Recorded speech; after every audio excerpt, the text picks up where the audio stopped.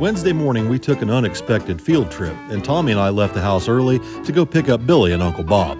So, here we are, Thomason. We're going to pick up your brother. We're going to go pick up Uncle Bob, but we've got to do a little maintenance on the truck first when we get to Billy's house. We do. Yeah. In order for me to film anything on this trip, I need to clean the windows on Billy's truck. So I called ahead and told him I need paper towels and window cleaner. Billy asked me, he's like, is it tree sap? I'm like, on the inside? I don't think so. Knowing Billy as well as I do, I gave him a 30-minute head start to find glass cleaner and paper towels. Do you think he knows we're here? I honked. What are you thinking? Are we gonna have to go in there and get him? Might need a wild dog. A wild dog? Oh, I haven't done that in a while. Probably just now looking. There he is. There he is. Why is he looking like that? I don't know. I told him I needed paper towels and glass cleaner. Honestly, the windshield isn't that bad. Thomas, oh my God, look at this. Your side is certainly... Look. Why is it on the inside? If I had to guess, he's stumbling around in the garage looking for glass cleaner, and when he finds something, he'll be out. Maybe. Give him 20 minutes or so. Here he comes. Oh boy, here he comes. Oh, what's he got? A used wad of paper towels and detailing spray. Morning, sunshine. How are you? How are you? Okay. Not too bad so far. Does it make it any better? Huh? Does it make it any better? No, I think most of our problem's on the inside, honestly. Which I don't know how that's possible. The windows down. There we go. Oh, there we go. Now I can see. Hit him with the windshield washers. Oh, come on. Jeez. We're all trying to have a good morning here. Well, we are having a good morning. I did not wake up with violence this morning, alright? No, you didn't. Yeah, I can't be mean to Billy because every time I am in the videos, everybody's like, they get all nasty with me. What? The truck. Yeah. How do you get the inside so bad? YouTube Traveling 101. The windshield needs to be cleaned. What does YouTube have to do with it? Well, I'm trying to film, right? So now that we can at least see out the windshield, we head up to pick up Uncle Bob at the machine shop. I'm gonna see how long I can make you stand there waiting on me to hit record.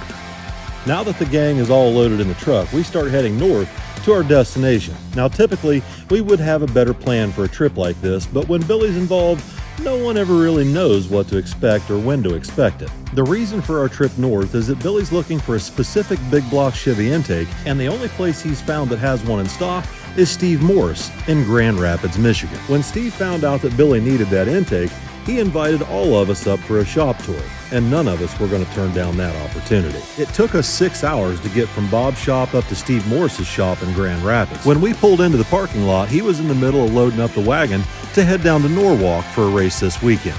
We made it. Made it. It's quite the drive.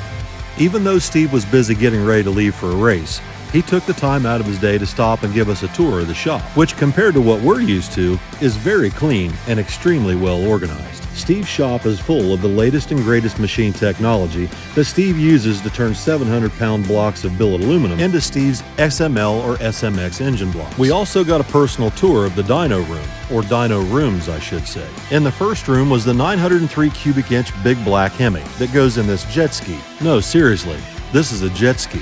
A real jet ski. I'm not kidding. Want to take a ride on it with me, Bob? Sure. In the other dyno room was another Hemi, but Bob was more interested in comparing notes and checking out some of the machine tooling that Steve has in his shop, like this Rottler diamond cylinder home. Anyway, after our shop tour was over, Steve took the time to show Billy some details about his new intake manifold, and I went back to visit with an old friend of ours that we haven't seen in quite a while. It was good to see you again, man. It's been a while. It has. It's been way too long. Performance Research down in Columbus is where we met you. Yes, sir. A long time ago. Yes, sir. Remember the video of Billy swinging on the freaking lift hoist? Oh, yeah. That's a good one. Yeah. It's been a minute. He's still working on junk. No. Still working on good engines. I bought this off Colton Graham. I'm sorry. Out of one of his Thank you for having us, Steve. Absolutely. Thank you for working Junior a good deal on that intake. Yep. That's no problem. Look forward to doing more stuff with you guys. All right. Maybe some racing too. We know where you're at now. Yes, we know where we're at. And we'll come, and I'll swing down through that way. All right. We'll do something together. I want to come to your guys' place. I think that'd be cool. Okay. Cool. That sounds good to We me. don't have nearly, like, we have some cool cars, but we don't got all the machines. Well, it's just kind of spread out, okay? Yeah. And Bob's got all the machine work. Don't pet June. Don't pet June. Yeah, when you come to my shop, you can't pet my dog like you do yours. All right. By the time we finished our tour at Steve's shop, we were all starving. Since we don't really know our way around Grand Rapids, Steve suggested a barbecue place over by the lake. Now, when we talk about the lake, we're not talking about Buckeye Lake. We're talking about Lake Michigan, where the boats and the lake are a lot bigger. The barbecue place is called The Deck. It's a short drive from Steve's shop, and if you're in the area, I highly recommend it. The food was incredible, and even though you're sitting outside, they have radiant heaters in the ceiling to help overcome the chilly breeze that you get off Lake Michigan. Well, gentlemen, it's been a good day. This place is killer. Best chips and sauce I've ever had in my life. What'd you get, Billy? Jurassic sampler? Dinosaur leg, chicken, brisket. What'd you get, Uncle Bob? Brisket, it was delicious. It was good. Billy let me try some of it. Going. Gone. What'd you get, Tigger? Brisket, sliders. Brisket sliders.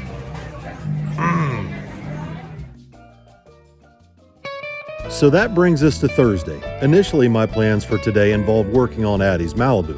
Tanner and I were pulling the distributor out to check the distributor gear when I received a text message from an old friend of mine who's evidently having car trouble. Got a 911 distress call. A friend of mine's broke down at the end of our road. So me and Tanner here is gonna have to go get him. He broke down in his toaster oven. Now, I've known Rod Zolman for many years. He and I actually worked together at Pacemakers when he was the track operator. He was on his way to National Trail Raceway today when he had trouble with his car. I don't know what kind of car this is, but I've always called it his toaster. I seen the damn drone gun there. Oh, He's you didn't already see making nothing. fun of me. Hey, at least you got a tow hook. I was somewhat prepared. It was still in the car. So. Rod says his little toaster lost power and died, so he pulled off the road and sent out a distress signal. So Tanner and I went down to 64 to retrieve the toaster and bring it back to the shop for analysis. They say Toyotas are reliable vehicles, but this is the second dead one I've drug home on a tow rope this summer and likely won't be the last. I looked at that, I thought, I wonder if I got a pile of squirrel nuts in here again. Squirrel nuts? You are the squirrel nut. All I gotta say is I'm sure at some point I pulled you or Billy off the Rod claims this thing just lost power and he's worried that the engine's blown up. So we start digging into this thing to see what's wrong. So I'm thinking if it's just the alternator, maybe I can call up Chump Hole. 11.6. Yeah, it's definitely low. Try that. See if it'll start, Rod. Hey! 12-0. Alternator's not charging. all taken and no given.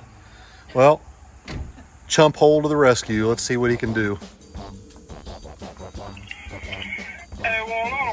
Oh God. Where's your leader? 1 second, he's on the phone. I know better He's on than the phone to with do his phone, I believe. What? Tell him to Yeah, get he's off. gonna call me. Oh, I got more important things than Thomas. You can't make this stuff up. He's in the call. I told you, you guys could keep them in business with just all the shit that you guys buy around here. Now what did you do? I didn't do a damn thing. What year is this? Oh, I got an 08 Toyota. What the hell is this? A Scion. Toaster? A Scion what? XB. XB. Scion XB. 08 Scion XB toaster. And I need an alternator. We'll see if he's got it. They're all pretty much the same. They're all the same Toyota VVT motors. 8 bazillion of them out there. Mm-hmm. VVT, what's that stand for? Variable valve timing. It's what them Coyotes have. High-tech stuff. so that's good. I mean, I've lost my train of thought. What you have? Do you have a damn alternator or not? Oh yeah, I got it in my grubby little hand. Well, bring it the hell up here. I got a 911 situation. Listen, Oh, that's great. I got a tourist in distress. Tourist in distress? Oh, Jesus. All right. Oh, my God. Who's there to deliver? Don't let them get lost. I'm sending it with probably Robert. All right. He'll be over just shortly. All right. No tarot card reading today. All right, bye. About 15 minutes later, Thing 2 walked in with our parts. Hopefully they're right. It's a good thing you showed up to work today. I'm always there at work. I get there an hour early. Exactly. We decided we'd be better off to bring the toaster in the shop rather than work on it out in the driveway. But in order to do that, we need to get Addie's car out of the shop first. So we put the distributor in it, fired it up, and I set the ignition timing, and the engine sounds perfectly fine. So we backed the Malibu out so we can bring Rod's toaster in on the lift. What are you working on today? Rodney broke down. I'm working on everything. Rodney broke down. His toaster strudel took a shit on him down there on 37. He pulled off the side of the road and he's like, "Hey, you home?" I said, "Yeah." He said, "I'm broke down." The toaster. That's not the kind of U-Home text you want to get in. That's probably good there, Rod. Now the alternator on this thing is right up top where it's easy to get to, and it looked like a simple job that might take 10 minutes, or so we thought. So initially, I thought this would be an easy job. That's what you get for thinking. Well, actually, you know what? That's what I get for thinking. Well, I mean, it's right there. Right there. But you got to take the motor mount off and jack the engine up to get the belt off. What a disaster. Normal mechanics that watch your YouTube channel are probably laughing right now.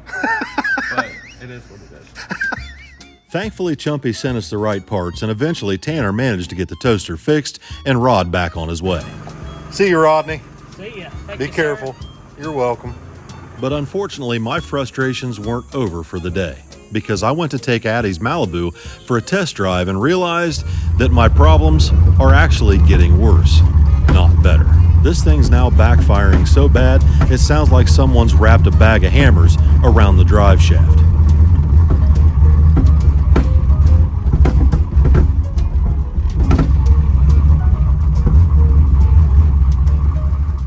I ended up taking the day off Friday from filming, so we're going to pick up this video on Saturday morning when we plan to go racing at Magnolia, but I won't be coming home with the family. Today's a big day. Me and Vicki are going to ride in a Malibu all the way up to Magnolia. That'd be my longest drive in it. Right. Pray for us. So the situation is Richard Garcia is coming here from Oklahoma this weekend to pick up his 67 Chevy II at Church Boys. And that's on Sunday. And that's only about an hour and a half away from where we're going to be at Mag's tonight. So I'm going to drive my Malibu up separate. And then when the race is over tonight, everybody's going to go home. And then I'm going to go stay with Richard at their hotel. And then go with Richard tomorrow to help film picking up his Chevy II at Church Boys. Sounds like a plan. You think you can handle this? Actually, this sounds easier. I get more nervous when we're towing. But wait, who's gonna drive the trailers? You. No, that means Tommy has to drive one of them? Yeah. Oh boy.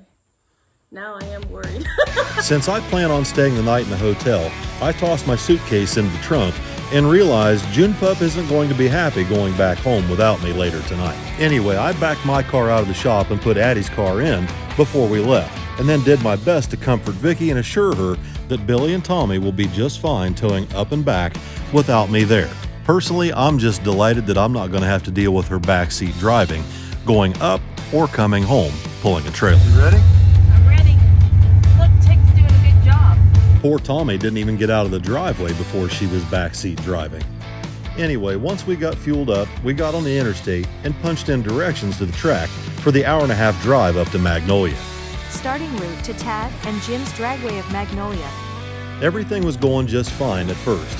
Me and June Pup were sharing some beef jerky on our way up 77, and we were making really good time until Vicki mentioned she thought she saw something wrong with Billy's trailer. Since she was on the passenger side of the car, she could see something that I couldn't. All of a sudden, Billy took the exit 65 at Newcomerstown and pulled over, so I knew something was definitely wrong. It turns out Vicki was right. She had actually festered a problem into existence. The trailer door skin had come apart and was nearly blown off the door frame. The boys jumped into action and began their search for some self-tapping screws to temporarily fix the door skin, but the only ones they could find were holding my trailer together.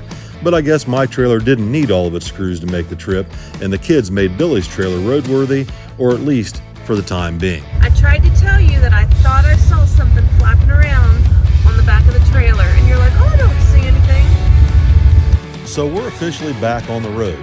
After making a massive U-turn at the end of the exit ramp, we replotted our course up 77 towards the track. Given our luck with vehicles lately, I figured it would be a miracle if we made it there before the drivers' meeting. And thankfully, we did. Although we struggled a little bit to get here, I still felt like we had an opportunity to have a good night. The track crew had scraped the rubber all the way out to 330 feet, which usually would bode well for us. So the kids were pretty excited about that. I, on the other hand, was excited that the Malibu made it all the way up there without a single problem, which hopefully means that Vicki will be a little less apprehensive to ride in it the next time we want to take a trip. I was also excited to find out that Richard's going to be here tonight, and he and his buddy made it there before first round to watch the kids race. Hey, look who made it! Man, that's a drive. That's a drive, isn't it? Oh, yeah. You headed back to the house or the hotel to get some sleep? Dude, I got to see some racing first. Though. All right. Now, before we get into this, sooner or later, if you race as much as we do, you're going to have a bad weekend. It's honestly a pretty rare occurrence for either one of the boys to go out first round, but the law of averages dictate, sooner or later, it's bound to happen. Billy drew second pair right lane right behind Charlie Brown. Although Billy was about 2 cars ahead at 330 feet, the throttle cable snapped and shut the throttle down at 400. So unfortunately, Billy was out first round, and I turned my attention to waiting on Tommy to come up, who was 8th pair back, also in the right lane. I've helped these kids pour puddles and do burnouts thousands of times, and never once have I slipped and fell in the puddle. But there's always a first time for everything, and tonight was my night. Although Tommy's burnout wasn't the best, it wasn't the primary cause of his loss first round.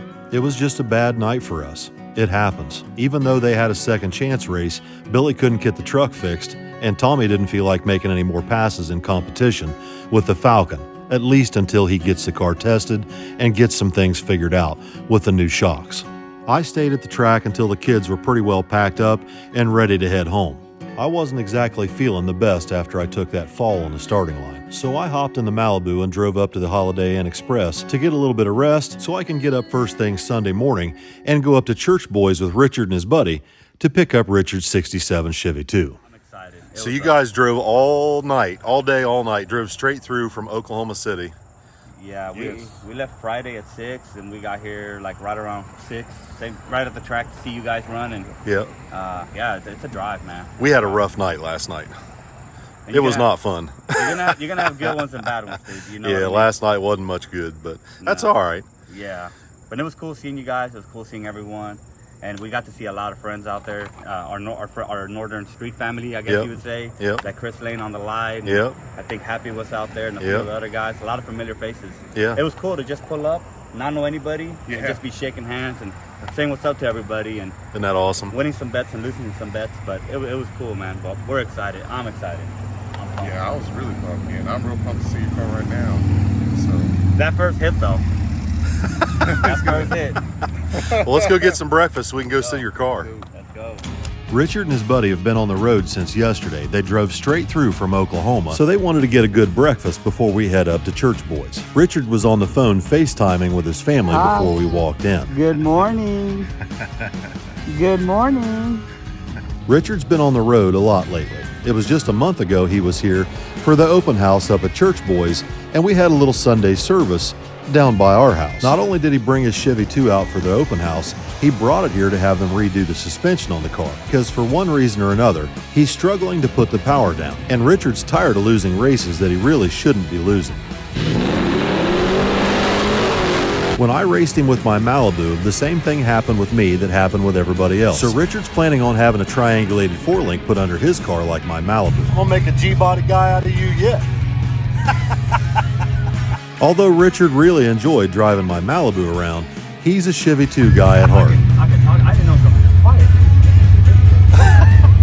His Nova may be a little bit louder than my Malibu, but it also makes a lot more power to the rear tires. And he's eager to see how things work out after Church Boys gets done with his car and puts that triangulated 4-link suspension up under the back end of it. Now, when you talk about Chevy IIs, this is the place for front and rear suspension parts. Although they work on just about any GM product up there, they specialize in 1962 to 1967 Chevy IIs. 2-doors, 4-doors, convertibles, and wagons. These guys stock almost anything and everything you could imagine for front or rear suspensions and offer professional installation services as well as technical support in case you want to tackle the project yourself at home, like Richard did with a lot of the front suspension on his Chevy II.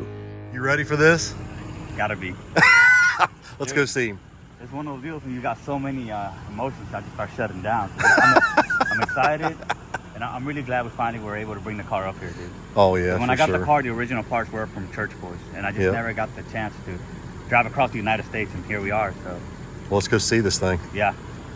Now, when Richard dropped his car off about a month ago, he was told that the car would get a 4-link triangulated suspension.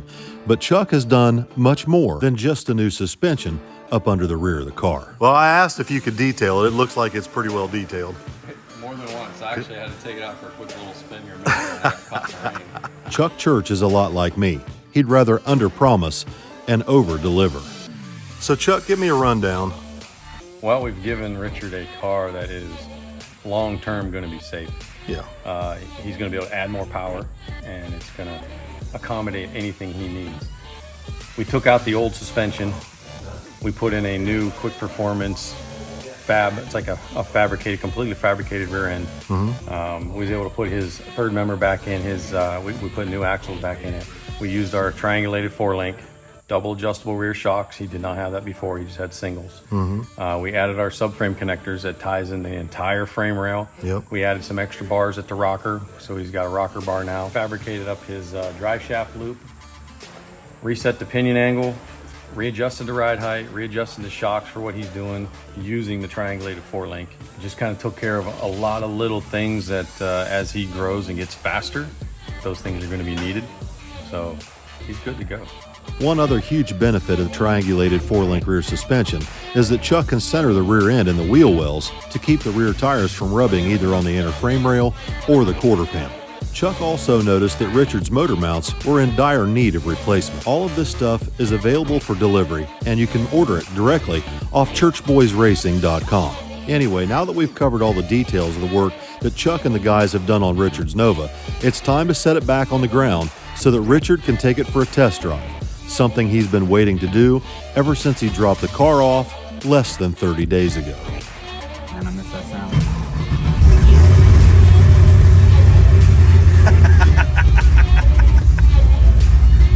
It's not too bad. It's not too bad. It's not too bad. I can still hear you. For now. Oh, yeah.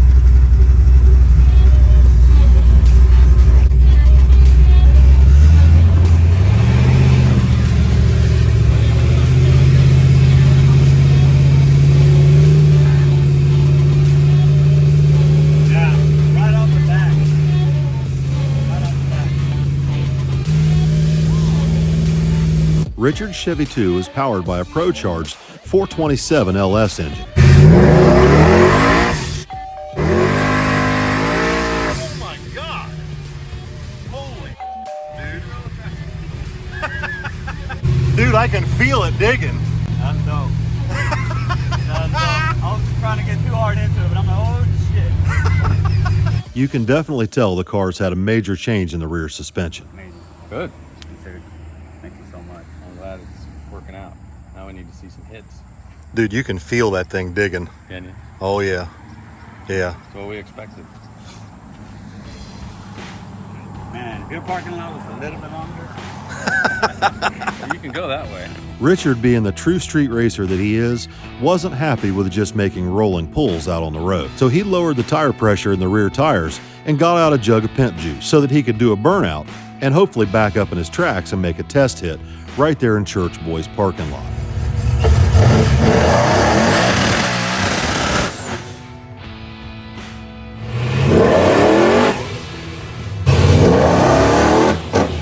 Unfortunately, Richard's car was low on fuel, but it was obvious the car's working better than ever. Hey. Oh. You think it won't do a burnout? Right. Who told me it wouldn't do a burnout? Was that you? Oh, I think it was me. I said, you think that thing's going to just sit there on that concrete and do a burnout now? No. No. That thing digs now. Oh, yeah. I fucking love it, dude. Well, I can't wait to see those videos and what everybody has to say. Oh, yeah. I'm ready to get to a road. Yeah.